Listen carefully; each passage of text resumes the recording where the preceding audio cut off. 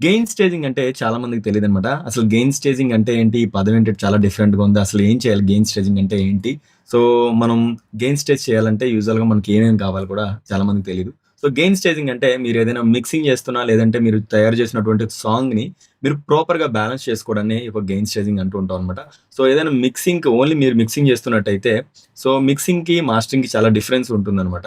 So, mixing స్టేజ్‌లో మీ యొక్క tracks అన్నిటిని కంప్లీట్‌గా బ్యాలెన్స్ చేసుకొని బ్యాలెన్స్ మీన్స్ వాల్యూమ్స్ కానీ, పానింగ్స్ కానీ ఇవన్నీ ప్రాపర్‌గా బ్యాలెన్స్ చేసుకున్నట్టయితే ఒక మాస్టరింగ్ చేసుకోవడానికి హెడ్ రూమ్ అనేది కావాలన్నమాట. సో, చాలామంది ఏంటంటే ఫుల్ పీక్ వాల్యూమ్స్‌లో అయితే మీకు ట్రాక్‌లు ఇవ్వడం గాని, లేకపోతే మీరే తయారు చేసుకోవడం గాని జరుగుతూ ఉంటది. సో, ఈ గెయిన్ స్టేజ్ ప్రొసీజర్ వల్ల ఏంటంటే మీ యొక్క సౌండ్‌ని కంప్లీట్‌గా ఆప్టిమైజ్ చేసుకొని అన్ని ట్రాక్‌లని బ్యాలెన్స్ చేసుకోవడానికి ఈ యొక్క గెయిన్ స్టేజ్ అయితే బాగా ఉపయోగపడుతుంది.